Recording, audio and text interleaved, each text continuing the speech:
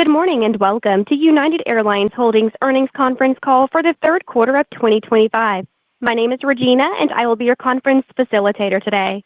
Following the initial remarks from management, we will open the lines for questions. In order to ask a question, you will need to press star followed by the number 1 on your telephone keypad. This call is being recorded and is copyrighted. Please note that no portion of the call may be recorded, transcribed, or rebroadcast without the company's permission. Your participation implies your consent to our recording of this call. If you do not agree with these terms, simply drop off the line. I will now turn the presentation over to your host for today's call, Christina Edwards, Managing Director of Investor Relations. Please go ahead. Thanks, Regina. Good morning, everyone, and welcome to United's third quarter 2025 earnings conference call. Yesterday, we issued our earnings release, which is available on our website at ir.united.com. Information in yesterday's release and the remarks made during this conference call may contain forward-looking statements, which represent the company's current expectations, which are based upon information currently available to the company. A number of factors could cause actual results to differ materially from our current expectations. Please refer to our earnings release, Form 10-K and 10-Q, and other reports filed with the SEC by United Airlines Holdings and United Airlines for a more thorough description of these factors. Unless otherwise noted, we will be discussing our financial metrics on a non-GAAP basis on this call, and historical operational metrics will exclude pandemic years of 2020 to 2022. Please refer to the related definitions and reconciliations of these non-GAAP measures to the most directly comparable GAAP measures at the end of our earnings release. Joining us on the call today to discuss our results and outlook are Chief Executive Officer Scott Kirby, President Brett Hart, Executive Vice President and Chief Commercial Officer Andrew Nocella, and Executive Vice President and Chief Financial Officer Mike Leskinen. We also have other members of the executive team on the line available for the Q&A. And now I'll flip the call over to Scott. Thanks, Christina, and good morning, everyone. For the last few years, we've talked about an industry that is transforming and a United Airlines that is competitively positioned to win. For United, that's meant winning brand-loyal customers. The third quarter is another data point that is consistent with the structural, permanent, and irreversible change that is occurring in this industry. We delivered strong third-quarter results despite macro volatility in the first 9 months of the year, and we now expect to grow earnings for the full year. The first 3 quarters of the year were an economic downturn for airlines, at least, and our ability to grow earnings in the face of the macro issues is proof that the brand-loyal United Next strategy is resilient in tough times and a clear proof point on our path to solid double-digit margins. What we've really proven is air travel is not a commodity. On our calls in the last few years, we've spent a lot of time appropriately talking about the industry structure and making predictions about how that would play out in the future. We're now seeing those predictions come true, and even though it's only the second or third inning, I think the general contours of how that is going to end are widely known and easy to forecast to everyone at this point. And given that, I think it's time to shift the focus and talk about how United gets to double-digit margins even in the current industry environment. There are 2 points on the revenue side and likewise 2 points on the cost side. On the revenue side, it starts with winning brand-loyal customers. United is investing over $1 billion in customer product enhancements annually, and that investment is in all cabins and classes of service. Every customer who flies United gets more value. For basic economy customers, we don't just offer them a competitively priced ticket. We offer them the best app, an on-time flight, power in every seat, seatback screens, a great loyalty program, just to name a few. For brand-loyal customers, we offer all the benefits I just mentioned, plus expansive clubs, more seats up front, better food, a more extensive route network to exotic destinations around the globe, and a loyalty program that gives bigger rewards and a tremendous amount of utility for their miles. And most importantly, our people are our best asset, and they're delivering for all of our customers each and every day. We're in the people business, and our people have done an amazing job of caring and providing friendly service that makes customers feel good, and it's the foundation of keeping them brand loyal. From basic economy all the way to Polaris class, every United customer simply gets more value at United than what our competitors offer, and that's why they're brand loyal. It's also why we're winning more brand loyal customers every day, and it's the important competitive advantage that is giving us a generational lead versus most of the industry. We believe that winning brand loyal customers sets up our second revenue advantage, the potential to double the EBITDA from our loyalty program in the years to come. We're still in the pre-game warm-ups for taking the United loyalty program to another level. But in order to invest over $1 billion per year in incremental customer products and services, we had to find a different and better way to manage costs. Historically, airlines looking to reduce costs have focused on cutting cutting customer-friendly amenities like food because most of our expense is in areas we can't control, like union contracts, airport fees, fuel, etc., or by adding utilization flying late at night on off-peak days or during slower times of the year. United is doing the exact opposite of that industry dogma, namely investing more for the customer and focusing on flying at times that can be profitable instead of just trying to maximize aircraft utilization. And you can see it in our numbers. Our major cost focus at United is to drive real cost efficiencies through our use of technology that can also improve the customer experience. In public discussions, we've tended to focus more on the app and customer-facing technology, but we're doing far more behind the scenes, and we're the most cutting-edge technology airline in the world. Mike will give you some examples of these technology-driven savings that allow us to lower true CASM-ex. These technology investments are efficient for cost, but they also help us to run a more reliable operation for customers. And secondly, on costs, we have large gauge increases coming as both Boeing and Airbus get back to a better delivery cadence. This strategy is working, and I expect us to add at least a point or more of margin each year, normalized for any unusual macroeconomic activity up or down, which gets us to the low teen margins in this industry capacity environment. But as I said earlier, the industry restructuring, i.e. each airline focusing its capacity in markets where they can be profitable, is only in the second or third inning. And as that process plays out, I expect that to add several more margin points to United, moving us up into the mid-teens margins. And as we deliver on that, I'd bet that our multiples move up meaningfully as well. I'll now turn it back to the team for a run through the quarter and our outlook. Thank you, Scott, and good morning. This summer was the busiest in United's history. We surpassed 1 billion available seat miles in a single day and flew over 48 million customers in the quarter. Even with these volumes, as well as significant summer weather disruptions and system-wide ATC challenges, our operation was resilient this quarter. The third quarter marked our lowest rate of cancellations for any third quarter in company history, and 6 of our 7 hubs ranked first or second for on-time departures. We continue to adapt under pressure and to maintain flexibility during irregular operations, preserving travel plans for more than 290,000 customers by managing delays rather than canceling flights through use of connection safely. This is what drives the most value to our customers and helps build the brand loyalty we speak so much about. And our customer NPS score was up nearly 7% this summer versus summer 2024.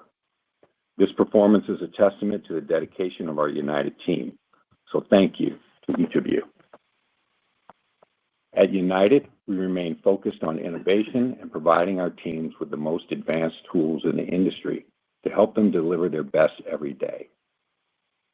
We are modernizing applications for employees that allows us to recover faster and scale support for customers, enabling better experiences even when things don't go as planned.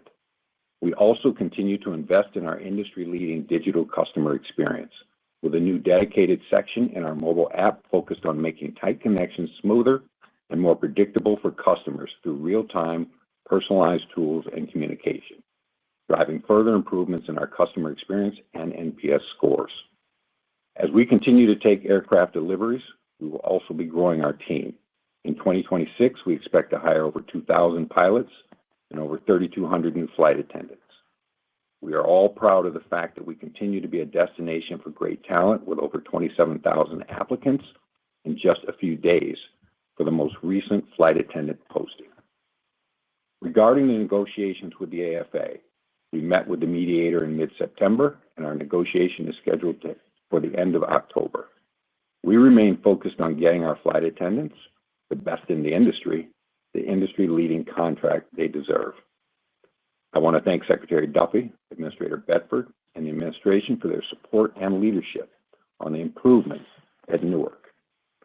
We are pleased with the FAA's announcement that flights at Newark will be capped through October 2026 at 72 operations per hour, which better matches the capacity of the airport. The reduction in missions, along with the continued focus on technology upgrades and ATC staffing, further underpins our confidence in Newark's long-term outlook. Newark achieved its best ever on-time departure and star D0 for any third quarter, clear proof that the investments being made are working. Yesterday, our first Starlink-equipped Boeing 737-800 took off from Newark, following FAA certification last month. This marks a major milestone in our journey to deliver the fastest, most reliable, and free for Mileage Plus members Wi-Fi in the skies. More than half of our regional flight now has Starlink successfully installed. We believe this superior in-flight experience will be truly game-changing as it expands across the remainder of our fleet by 2027. Thank you to the entire United team for your continued hard work and commitment to excellence this quarter. I will now hand it over to Andrew to provide an update on the revenue environment. Thanks, Brett. United's top-line revenues increased 2.6% to $15.2 billion in the quarter on a 7.2% increase in capacity. Consolidated TRASM for the quarter was down 4.3%. Domestic PRASM was down 3.3% in Q3 on 6.6% more capacity. Premium cabins outperformed the main cabin once again. After a long stream of positive RASM quarters, United's international flights in Q3 had PRASMs down 7.1%. Global long-haul demand continues to spread both earlier and later in the year out of Q3, making those periods stronger, a trade we take any day. Premium revenues were up 6% year over year, and PRASM for premium cabins outperformed the main cabin by 5 points. United had the company's all-time highest business revenue ticketing during the week ending October 5th. Of the top 5 best weeks in our history, 3 of the remaining 4 occurred in September 2025. Leisure demand is also healthy as we head into Q4. Not unlike 2024, capacity and demand are simply better balanced in the last quarter of this year, particularly for global long-haul flying. We saw bookings inflect positive in early July, and industry revenues are expected to be positive year over year for all remaining months of 2025. We expect our consolidated RASM to meaningfully improve in Q4 year over year. International RASMs in Q4 will outperform domestic based on the current outlook. We also expect that Q4 will have United's best revenue quarter ever, but also have the highest absolute RASM of any quarter of 2025. As you can see by the stressed financials at many airlines, it is clear much of their domestic flying once again lost money in 2025, but also in the peak summer quarter. It is already beginning, but we believe more unprofitable industry flying will continue to be scaled back, although the timing remains uncertain. While the supply-demand imbalance did impact United's profits in the third quarter, we can report all 7 of our hubs were profitable in the quarter. We at United remain focused on refinements we can make to the network and commercial strategies to build a stronger margin, particularly in the third quarter of each year. 2 years ago, we focused on adjustments to our Q1 network deployment that led to nearly a 4-point improvement in pre-tax margins. And in 2026, we're going to take a similar approach to Q3. For most of recent pre-pandemic history, Q3 RASMs were consistent with Q2 and Q4, with a modest peaking of capacity in Q3, where marginal RASM was greater than marginal CASM. However, in 2024, we saw a gap emerge, where Q3 RASMs at United trailed Q2 and Q4. In 2025, we expect this gap to once again exist and to have widened. This Q3 issue appears to be an industry issue not specific to United. As much as we love the relative Q4 performance in recent years, the idea that Q3 trails by the magnitude we've seen in 2024 and in 2025 represents an opportunity for margin expansion. In 2026, we'll adjust how peaked our summer capacity plan is by ending the summer schedule a week early, operating 15% fewer red-eye flights, and cutting more capacity from the July 4th holiday, to name a few, in pursuit of higher margins. I also expect that our Atlantic capacity year over year, excluding Tel Aviv, will be flat to negative in Q3 2026. United's business model now has a more balanced demand levels across more of the year, as our increasingly optimal mix between leisure demand, premium leisure demand, and business demand is yet another emerging advantage we have over commodity-based airlines. United's ability to further deseasonalize capacity, we think, creates yet another opportunity for cost convergence versus commodity airlines that only see profit opportunities on peak leisure travel demand days or months. I think it's interesting to note profitability is now inversely correlated with aircraft utilization in the U.S. The highest utilization airlines have the lowest margins. MileagePlus had another strong quarter with total loyalty revenues up over 9%. Co-brand remuneration was up 15% year-over-year and should end the year up over 12%. We are seeing increased retention of cardholders along with higher spend as United's brand grows. Today, I'd also like to share my view of where United has come from in the past decade, why our actual 2025 results thus far have proven so durable, and what we expect to drive continued gains among brand loyal customers and double-digit margins down the line. Starting with our many transformational annual investments of over $1 billion for our customers, we have successfully decommoditized most of United's passenger revenues. We believe that our tilt to brand loyal capacity and products in the last 5 years was well-timed, but also consistent with the demand profile in our hub cities, which is why it's worked so well and why our premium efforts will be more margin accretive than others. However, it's important to understand we're always investing to create value for all passengers in all cabins. Even our most premium yield passengers often fly in the main cabin, and our efforts to convert passengers to brand loyal clearly starts in the main cabin. Basic economy has altered the competitive landscape in the U.S. and provided United a profitable entry fare to attract many customers over a full life cycle. Quality and value matters more than ever to U.S. consumers. Clubs that are not overcrowded, enhanced meals, great wine, industry-leading technology, great customer service, seatback screens, and fast Wi-Fi, to name a few, those are the attributes we focus on. The quality part of the product offering was often overlooked by many as they favored simplicity and low cost. In our view, quality goes well beyond the schedule we offer or our inherent excellent reliability. The smaller details do matter, and that combined with best-in-class customer service our team members deliver sets us up for success. Consistency of our products and services was unsurprisingly low at the early stages of our transformation, but is now reaching critical mass.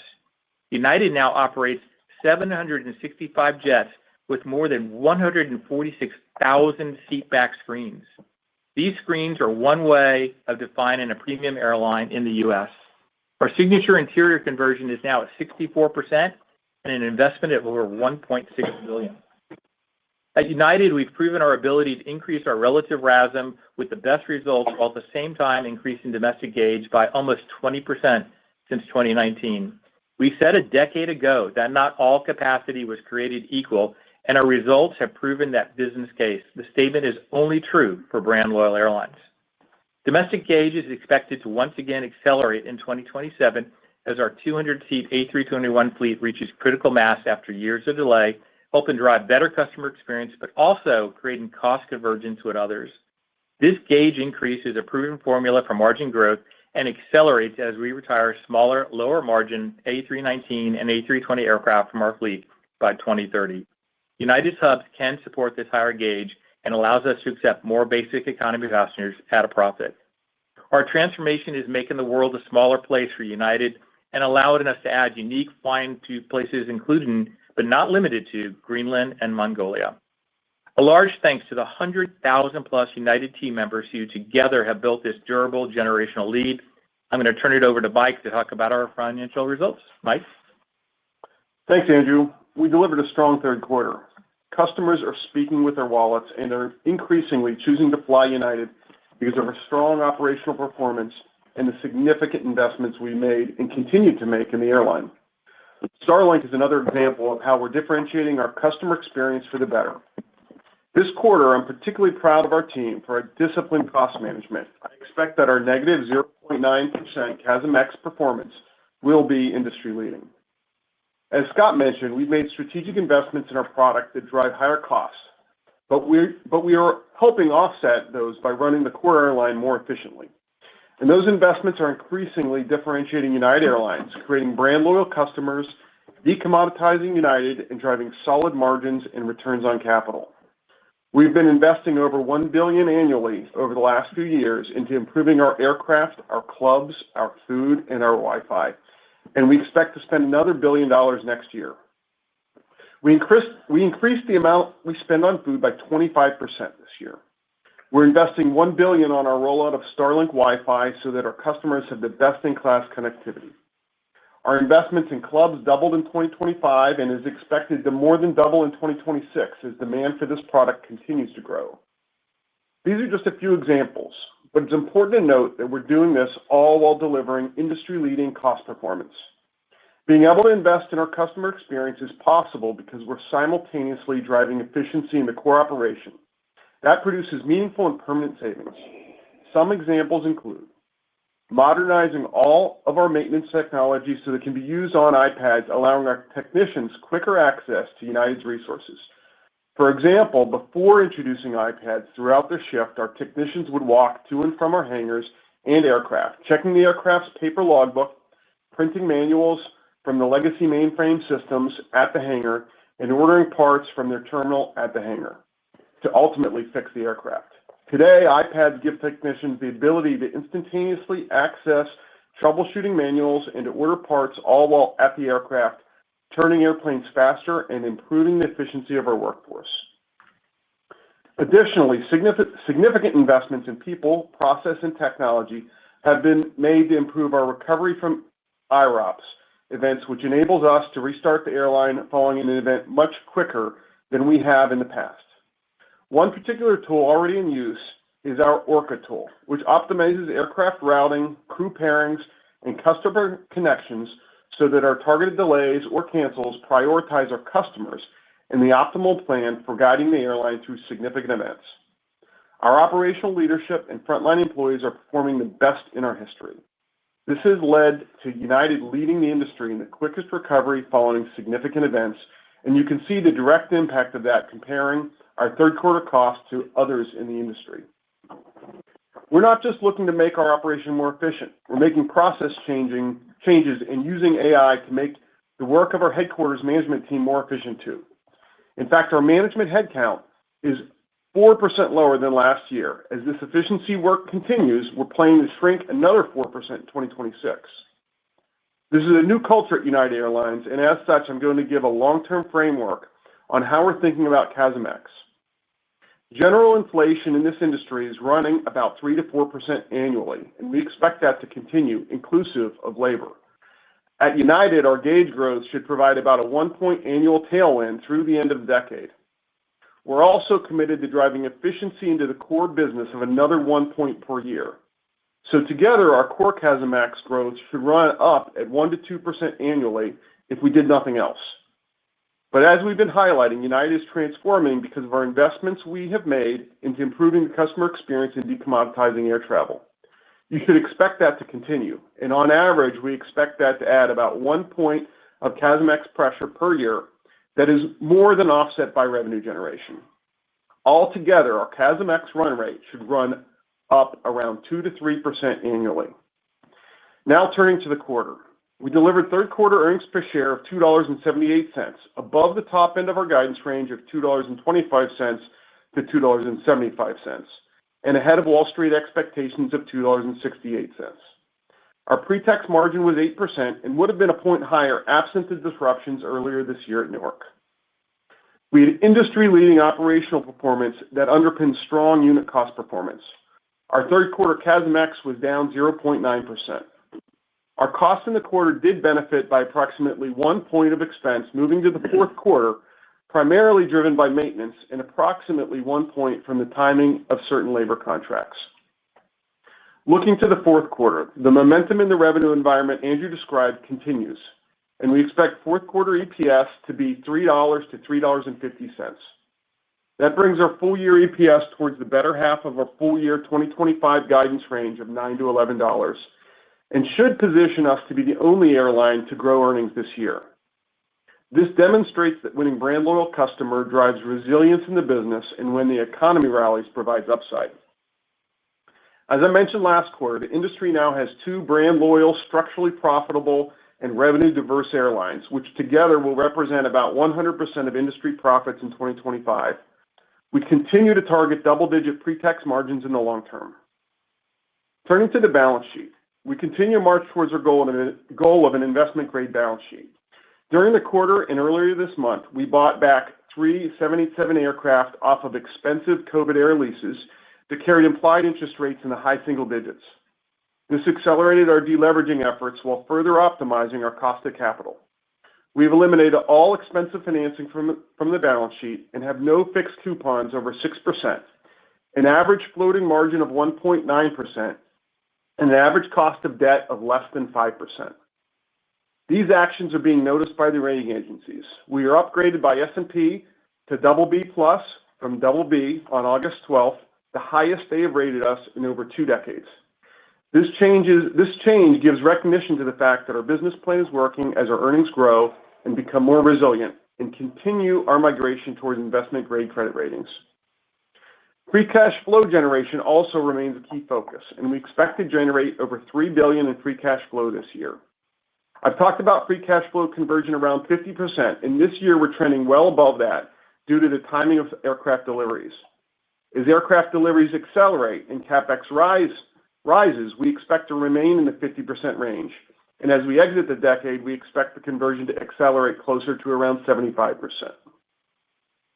On the buyback, we continue to take a measured approach and take advantage of opportunistic moves in the market while also working towards getting our net leverage below 2 times.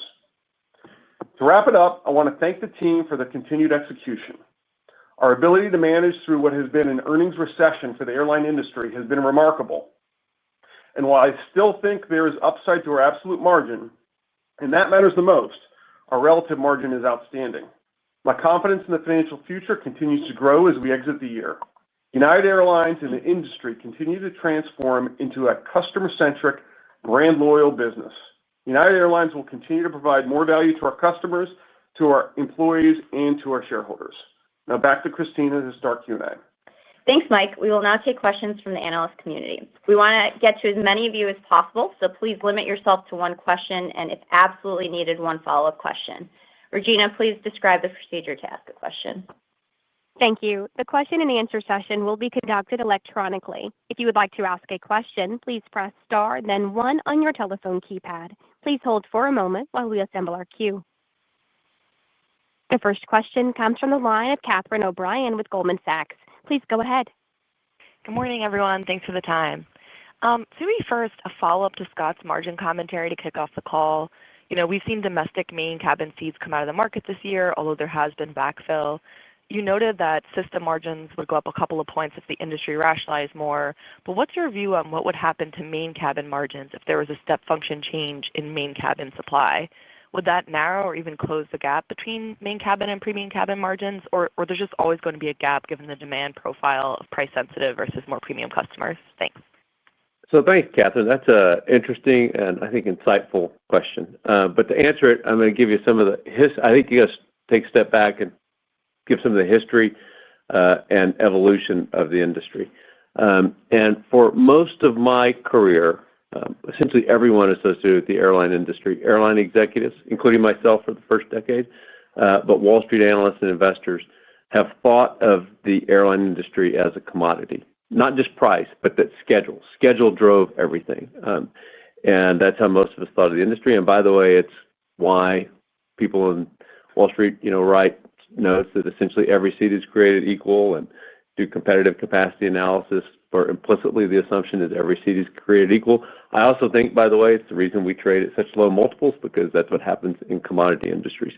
But what we've proven and continue to prove in the last few years is that it is possible to transform into a brand loyal airline, which is dramatically different than the commoditized portion of the industry. And for brand loyal customers, if you think about those, I think they're the majority of customers in the industry.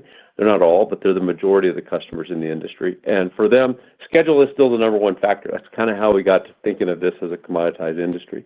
But most customers have multiple airlines that have broadly competitive and similar schedules that give them the option. And so most of those customers like to choose an airline to give their loyalty to, accumulate miles, get the credit card, go on great exotic destinations around the globe.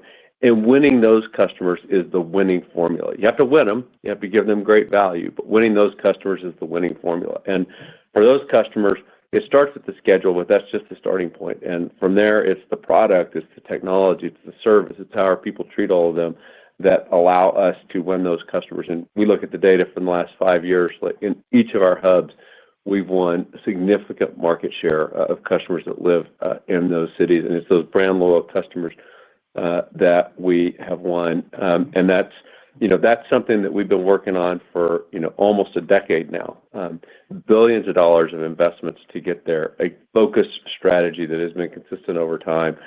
That's why I say that is structural. That is a structural change, but because it's structural, it's permanent and irreversible. What that means on the commodity portion of the business, we do have some of our seats that are being supplied to the commodity portion of the business. It's less as a percentage, it's less than others, but everyone does. I think that portion of the business currently loses money for everyone.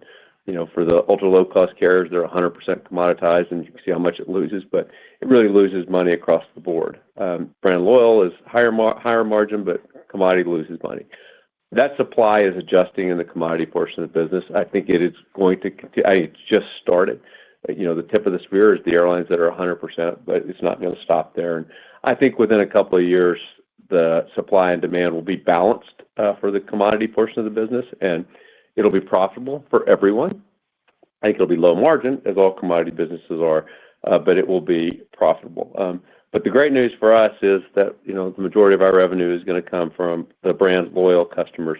I think we're proving this year that revenue stream is resilient in tough times, but that's also has even more upside in the good times. So I think commoditized seats on an airline, the more commoditized seats you have, the lower the margins are going to be. Though I think they will be profitable, but that future really is going to belong to the couple of brand loyal airlines that I think are going to be able to achieve more stability in earnings, less cyclicality, more stability, and mid-teens margins.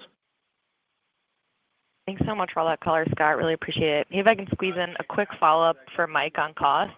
So last quarter, you had said fourth quarter costs would look similar to 2Q, inclusive of flight attendant deal. There's quite a lot of moving pieces since then with the flight attendants and some maintenance shift. Can you just update us on something to tether to? Could CASM still be close to that 2Q reference point, or if not, can you just help us frame it a bit more? Thank you so much. And thanks for the question, Katie. And look, we got about a point benefit from maintenance moving from 3Q into 4Q, as I said. We also get about a point benefit from the labor agreement.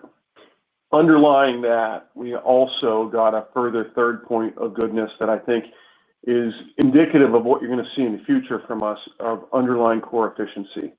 So all that came together for really an excellent result. I do expect 4Q to trend up from the 3Q level, but really proud of those results. Our next question comes from the line of Jamie Baker with J.P. Morgan. Please go ahead. Yeah, good morning. So a question for Andrew. Last week, the topic of premium leisure yields exceeding certain corporate yields came up. Obviously, it's easy to find isolated examples of this, but my question to you is, how widespread might this be across your network, and does this potentially represent a secular change, or should investors still remain focused on corporate yields as representing the gold standard in the long run, the way they clearly were a decade ago? It's a really good question, Jamie, and it's a nuanced answer, based on everything else in our business that's complicated. So the answer is the premise is correct that we've seen the growth, the premium leisure, and the yield quality accelerate really fast. And when we look at it across our domestic system, we find, in fact, the quality of premium leisure business often exceeds that of traditional corporate business, which, by the way, is a much smaller percentage of United's business than it was in 2019. I think the distinction that I'll give you that's a little bit different is that same phenomena is not yet true in global long haul. That the corporate there does remain a much higher yield than the premium leisure business at this point. But again, premium leisure continues to accelerate. The percentage of the cabin continues to grow, and our overall sold load factors in Polaris continue to grow. So we seek through RM the best of both worlds. We seek to maintain all of that corporate business and gain corporate share, while at the same time, as we reconfigure aircraft, taking on more and more premium leisure business. So I couldn't be more excited by this trend. It's just an amazing thing that I don't think anybody would have predicted in 2019, but it's come true, and it's come true quarter after quarter, I think for 3 years in a row now. And it will come true again in the Q4 this year, and we will lean further into premium capacity next year as a result with things we planned a couple years ago.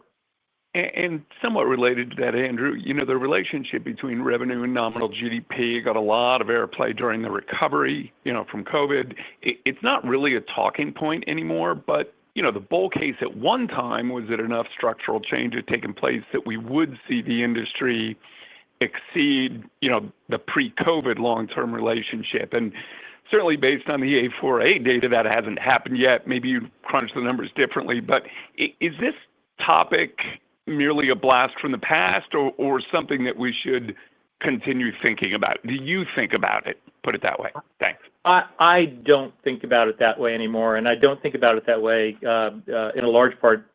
What Scott gave his narrative on how we're different, how a few airlines like us are different, and our revenue streams are simply different and durable relative to the commodity-based airlines. So when you look at that GDP relationship, you're looking at one big total of revenues.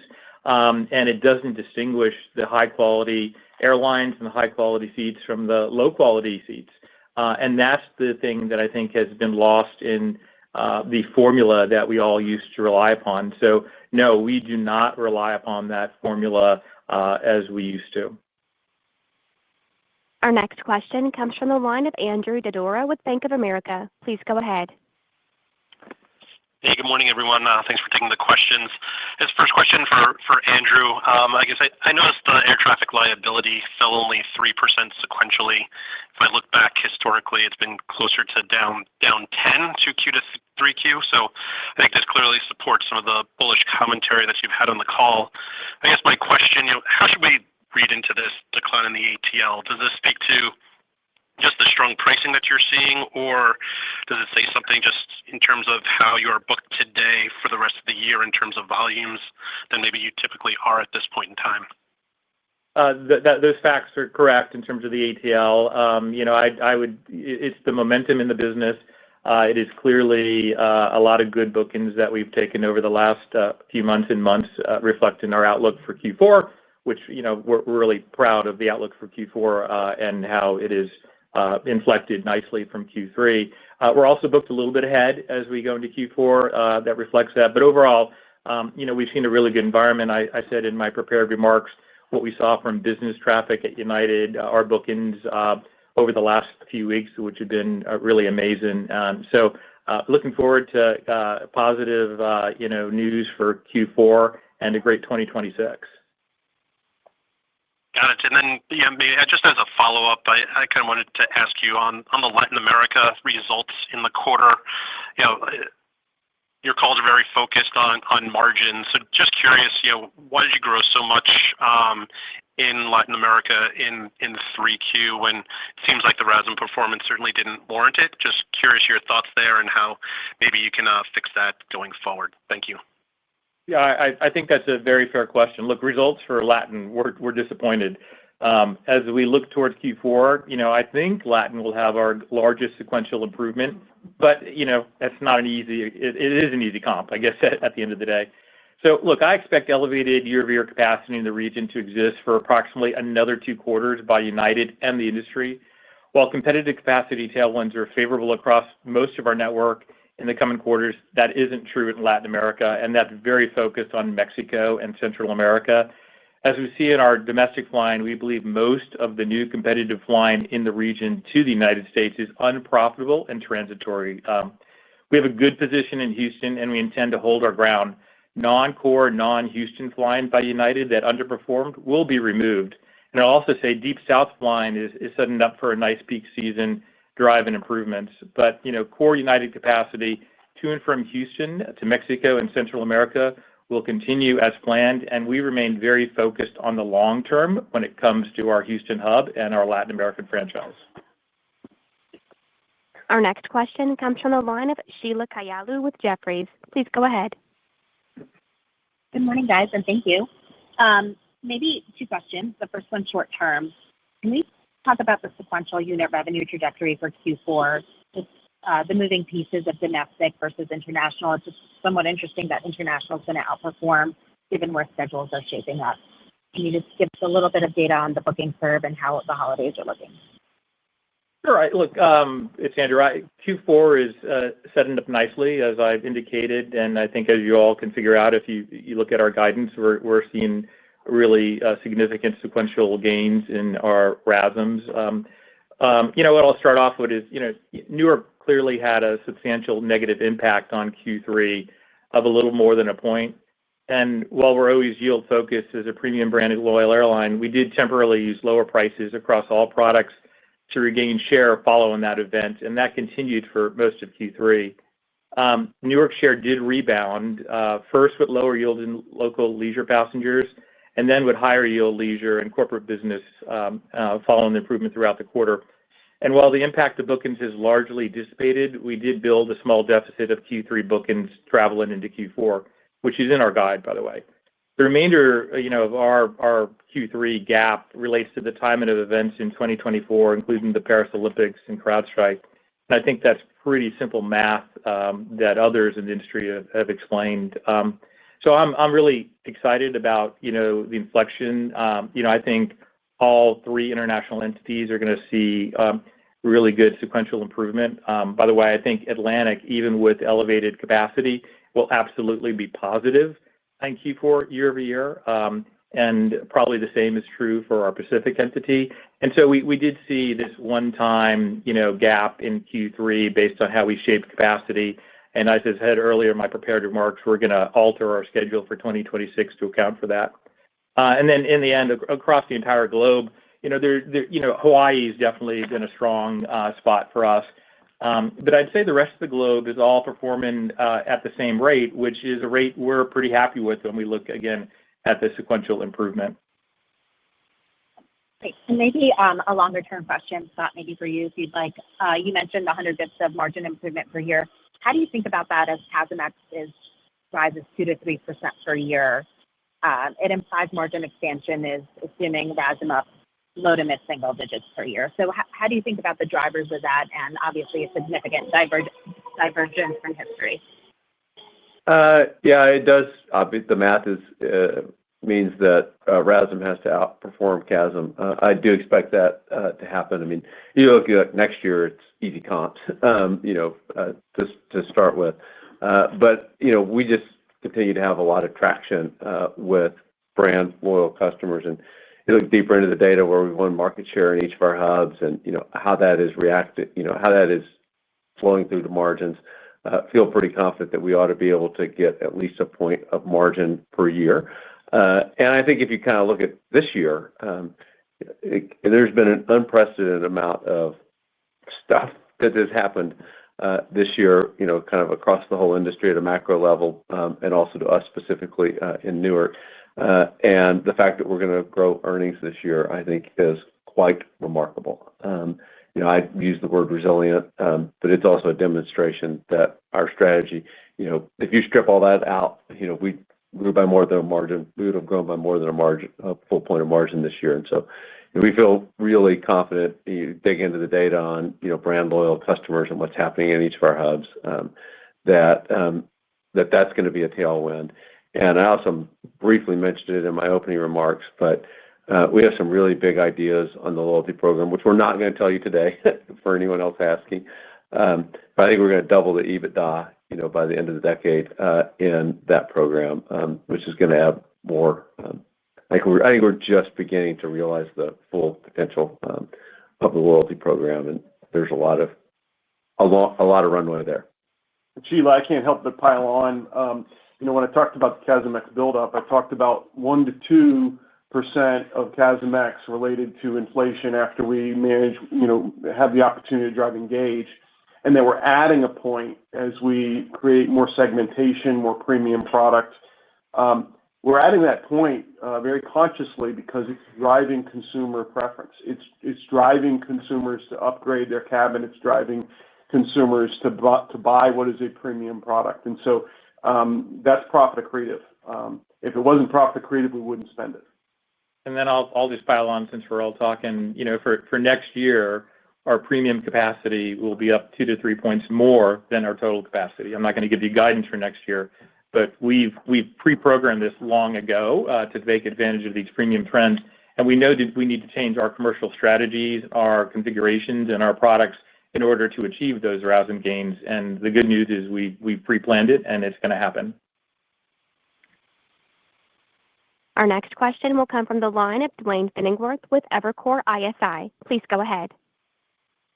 Hey, thanks. Appreciate it. You've covered a lot of good stuff already, but I wondered if we could bridge from the tone of mid-September conferences to today. Not really about the third quarter, but forward bookings.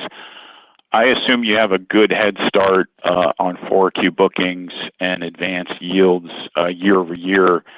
Can you comment on how much of a head start you've built, specifically maybe on advanced book yields? And is your relative optimism about transatlantic, is that a volume comment or is that a yield comment?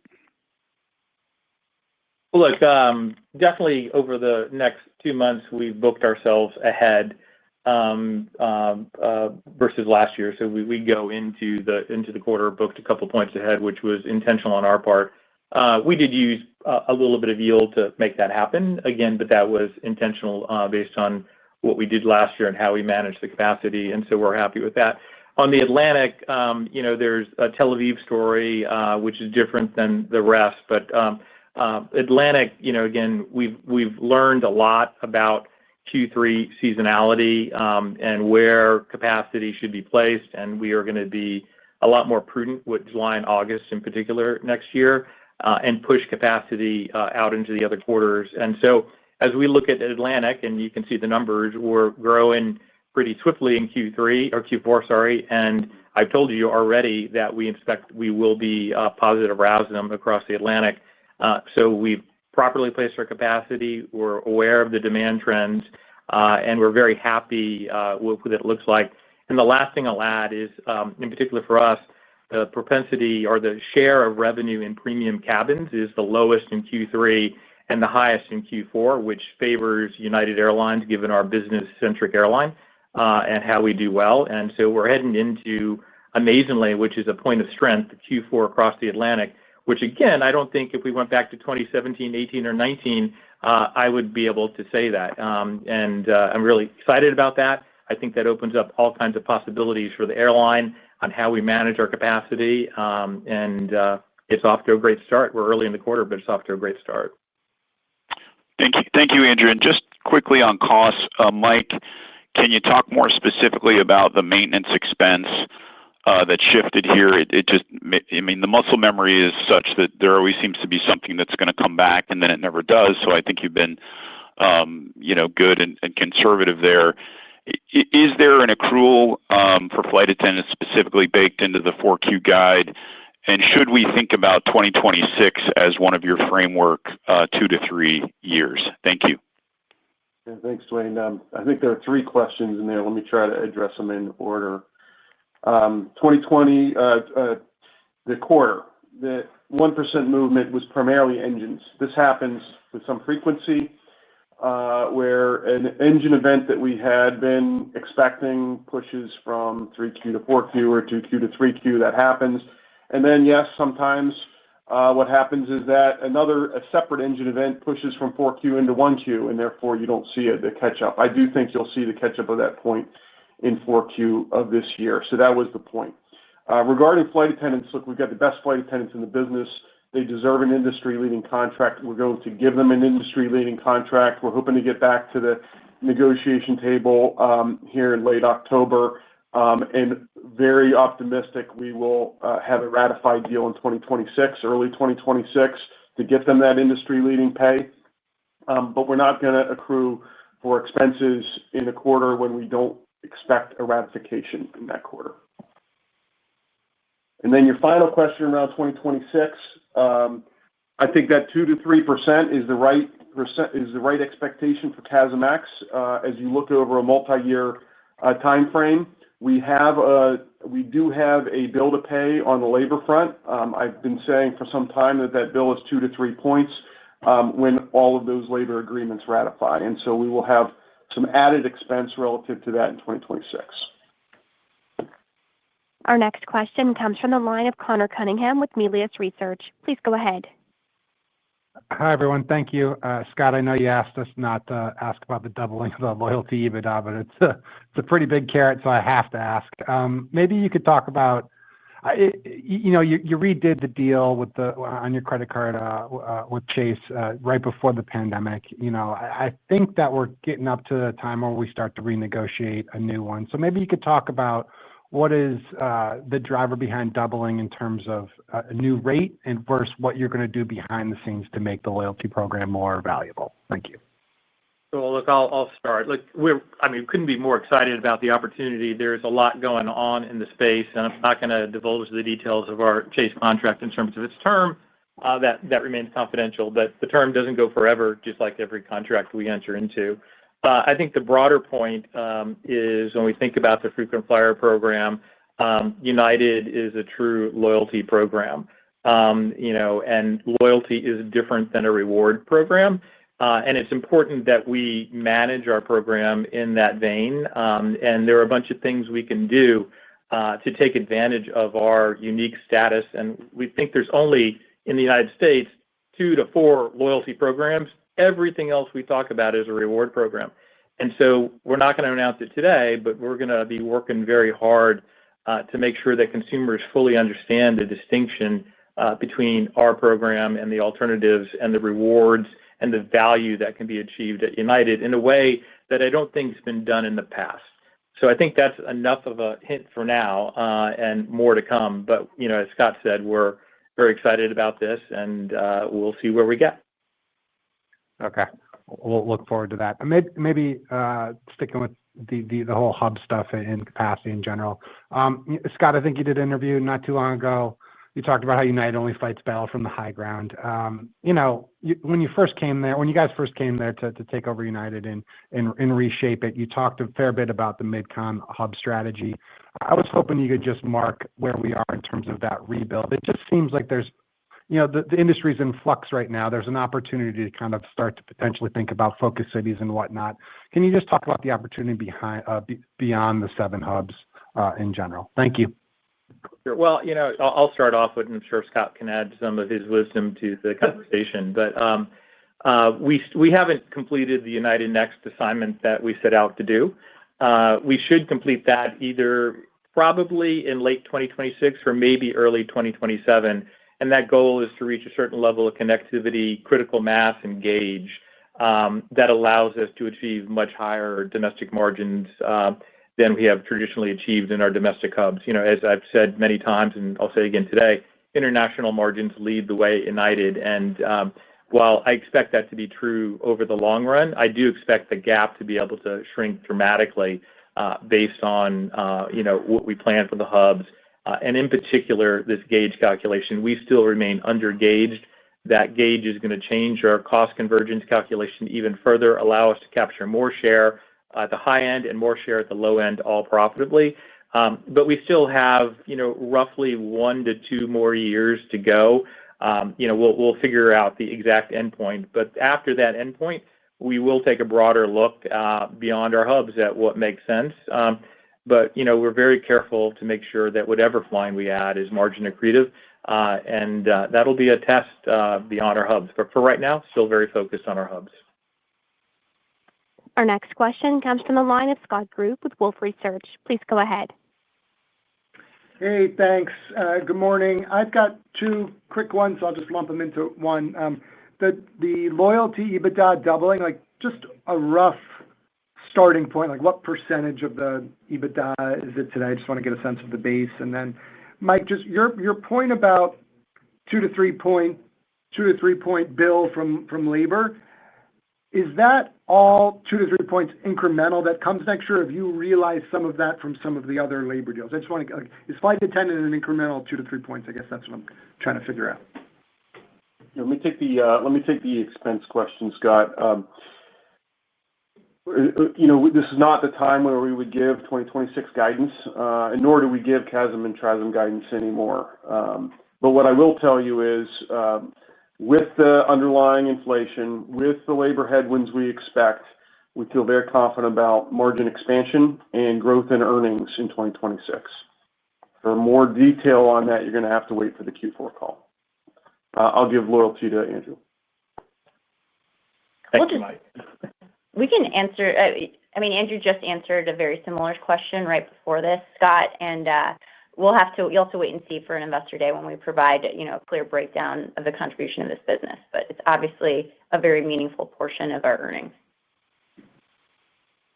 And for those of you that are next in the queue, I'd suggest you take my recommendation to limit yourself to one question. Our next question comes from the line of Tom Fitzgerald with TD Cowen. Please go ahead. Hi, thanks so much for the time. I was wondering if you could just update us on the cadence of Starlink installation as we move through 2026, and then how the opportunities that opens up for connected media. Thanks again. I'll give it a start. For United Express, I think we're over halfway through at this point with the Embraer 175s and the CRJ 550s. The experience on board the aircraft, by the way, is amazing. Hopefully, everybody tuned into the Today Show yesterday to see that demonstration on board. And if you haven't, you can find it on social media and TikTok because it was quite amazing. Our first 737-800 took off yesterday from New York to Houston with dramatically higher NPS scores, like off the chart on that aircraft equipped with Starlink. It is a game changer, a gate-to-gate experience, reliable, and as fast as your living room. This is going to be a unique differentiator versus our other competition. And I tell you, of all the things we put on board aircraft, all the changes we made, whether it's wine or food or better seats, Starlink could be the biggest of them all. And as you pointed out, one of the more exciting things is how we intersect Starlink and the ability to deliver unique content to each and every seat in our connected media business. Obviously, we have, I think, through the end of 2027 to install Starlink on all of our aircraft, and we're going to do it on every single one of our aircraft. And when we have that fully enabled, so it's still a bit down the road, the unique things we can do by knowing who's in a seat and being able to deliver unique content to that seat very quickly. And by the way, that's not only the media opportunity, but that's about delivering aids to help in the travel journey, whether your luggage made it on board the aircraft or what you're about to eat or any other thing you need to know to make sure that you are stress-free when you travel on United Airlines. So much upside. Again, I'm going to go back to the NPS scores on that flight the other day. We're off the charts, like a game changer for United. We couldn't be more excited about this. It's one of the biggest things we've done in a really long time and maybe underappreciated, but it will soon be appreciated. And if you want to geek out, this is Toby on that statistics. We had 145 paying customers, 170 devices connected on the inaugural, and 145 gigabytes used on the flight, which is about 1,000 times more than a normal flight. That's cool for the nerds out there. Our next question comes from the line of Mike Linenberg with Deutsche Bank. Please go ahead. Oh, yeah. Hey, good morning, everyone. Scott, I know this fourth quarter, I believe you're going to be making a decision on the future shape and size of your wide-body fleet. And I know historically, or at least the prevailing view, has been that bringing on another airplane type, especially on the wide-body side, comes with, various pain points. Can you just discuss some of the factors? Like, how has that evolved, or is it still as prohibitively expensive to bring on an additional type? Just your thoughts around that. Thanks for taking my question. Hey, Mike, this is Mike. I'm going to take that question. You're right. We're always thinking about fleet decisions, and this fourth quarter is an important decision for us. There are complexity costs around having additional aircraft types. That is always true for United, given the nature of our hub network. That has not changed. The larger we grow, and to the extent it's a larger subfleet, that gives us that gives us opportunity to mitigate. But there are also different capabilities of different aircraft, and you need different range and you need different gauge. And so we're weighing those against one another, and we're weighing the price, and we're weighing the expected maintenance cost of the aircraft, and we're going to make the decision that optimizes profits for the long term for United. So stay tuned. Our next question comes from the line of Savi Syth with Raymond James. Please go ahead. Hey, good morning. I was curious if you could remind us again how you're thinking about the fleet plan. It seems like you had a few more deliveries this year than you had initially planned, so Airbus and Boeing getting their act together. So curious how you're thinking about kind of 2026 and how that progresses. Thanks, Savi. Look, Boeing's definitely getting their act together on the narrow-body side, and we're getting some additional deliveries versus what we had expected, and I think that's going to continue in 26 and maybe even 27. On the wide-body front, we're still seeing some delays, although there's reason for some optimism on that front as well. To the extent that occurs, we'll see additional deliveries. That'll drive CapEx up in the short term, but the upgauging on the narrow-body side in particular, combined with the financing terms and our prices, it is margin accretive. It's pretty quickly, actually, even return on capital accretive, and so we're welcoming some faster deliveries of delivery of aircraft.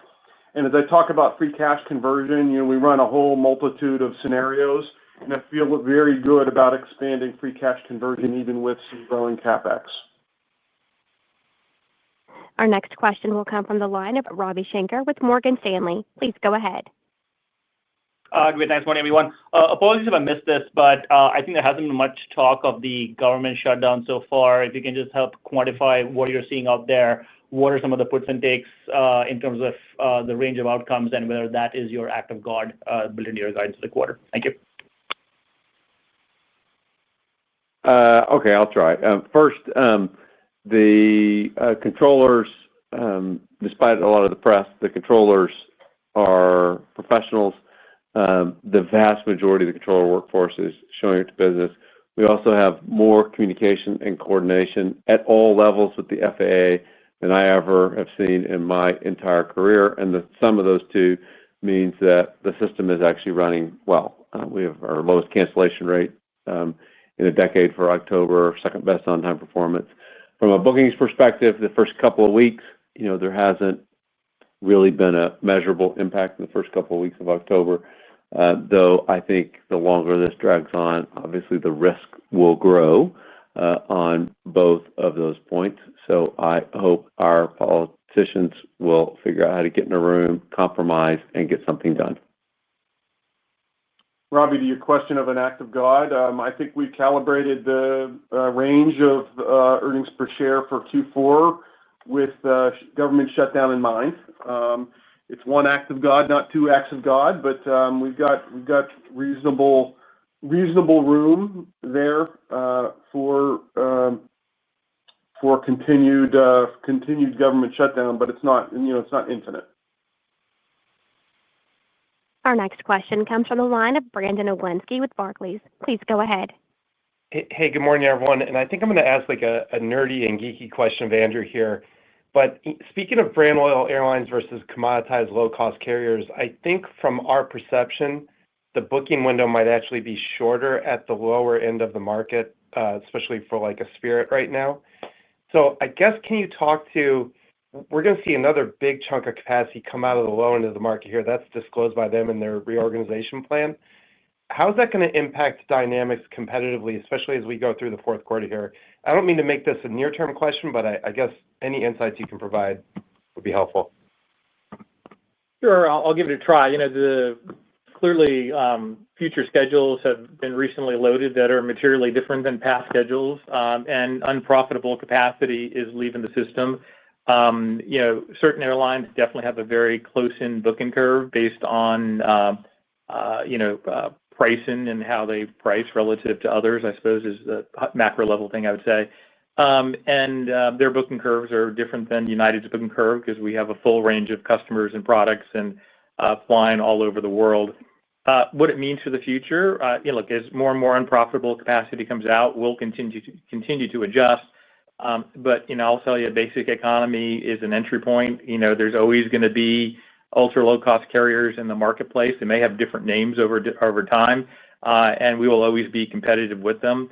The one thing we do think is going to change is unprofitable flying is going to be diminishing because it just doesn't make sense in the long run, whether it be for United or any other carrier. We're going to make adjustments to Q3, as I reiterated earlier, and others will have to and are being forced to make adjustments. It's a really great setup as that unprofitable capacity and that commoditized capacity leaves the system and supply and demand rebalance. It's a great outlook.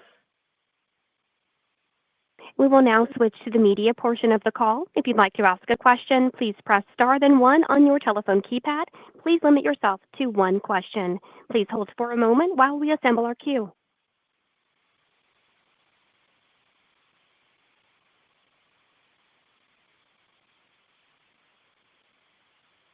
Our first question will come from the line of Niraj Chokshi with The New York Times. Please go ahead. Hey, thank you. I was just curious, you guys have talked about how premium demand will be resilient in a downturn. Can you just kind of talk through a little bit more about how that is, why you believe that? Sure.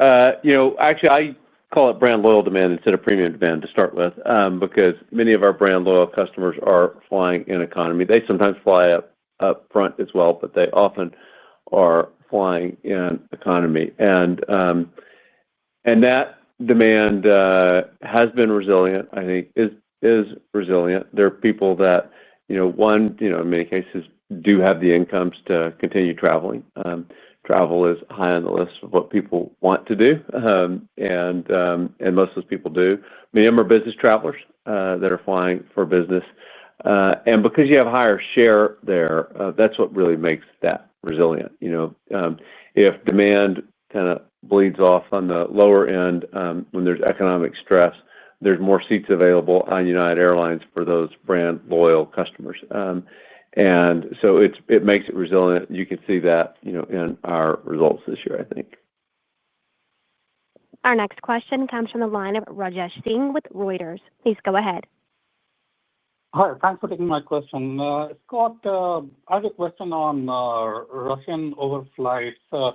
United said this week that restrictions on flying over Russia means you are effectively barred from flying directly to China from Chicago, Washington, or New York. And United has called for expanding a proposed ban on Russian overflights to include Hong Kong. Should this ban be included to other countries to bar their airlines from using Russian airspace for flights to the U.S.? And the second part of my question is that how much of a competitive disadvantage is it for U.S. airlines compared with other non-U.S. carriers that are currently using Russian airspace? Well, I'm going to focus on China, and I absolutely think this is just a matter of basic fairness. The Russian government does not allow U.S. airlines to fly over Russia, and we are competing with Chinese airlines that are allowed to. By the way, a country that is supporting Russia in the Ukrainian war. And perfect example is we used to fly from New York to Hong Kong, and we cannot do it now. And we're competing with a Chinese airline that is allowed to fly from New York to Hong Kong, and that just isn't right. That isn't fair. And all we want is a level playing field, and I absolutely think we should get it. And I really appreciate that this administration is looking at the issue and focusing on the issue, and they've started with Beijing and Shanghai, and I hope they will continue the logical efforts and include the other large Chinese city, Hong Kong, in those efforts. Our next question comes from the line of Leslie Josephs with CNBC. Please go ahead. Hi, good morning. Thanks for taking my question. With the shutdown, is there a certain point that you think the airline could start feeling some of the impact? We heard from another airline that maybe if it went on for 10 days longer, which we're kind of in that territory now, that things could get a little bit more difficult. Is there any sort of cutoff that you see there? And then second, there are a lot of other airlines, large and small, that are trying to go premium now.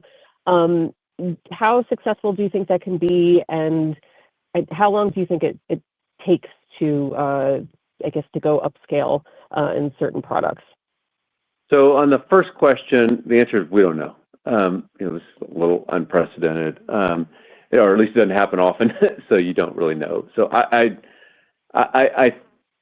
think that at least for the first couple of weeks, people thought it was going to get resolved, so they just kind of continued business as usual. But as time goes on, as people read headlines that say it's not going to get resolved soon, people start to lose confidence in the government and the government's ability to resolve this. And that's when it starts to impact books. So I don't know when that happens. It's not some magic step function. But every day that goes by, the risk to the U.S. economy grows. So I hope we will avoid an unforced error here. And the second question on other airlines, look, we've been doing the investment in the customer for a decade. It is billions of dollars of CapEx and OpEx. There's two ways that you can get revenue improvements from the kinds of premium investments that people are making. One, you can get your own customer base to buy up to those products. Two, you can get market share shift. The other airlines, I think, will have some success in getting their own customers to pay more for some of their products. But the biggest upside is getting market share shift. And you're not going to get market share shift away from an airline that's been investing for a decade. Like, another airline getting a little bit better than they are today is going to come nowhere close to what United is. And a brand loyal customer is not going to say all of a sudden, airline X, closed one of 100 points of gap between United and them. So I'm going to switch my loyalty. They're going to stick with United. So I think they might have upside in their own customer base, but there's really not much upside in the market share shift part of it. And I will now turn the call back over to Christina Edwards for closing comments. Thanks, Regina. Thanks for flying with us this season. We'll see you again next quarter. Please contact Investor and Media Relations if you have any further questions. Thank you, ladies and gentlemen. This concludes today's conference. You may now disconnect.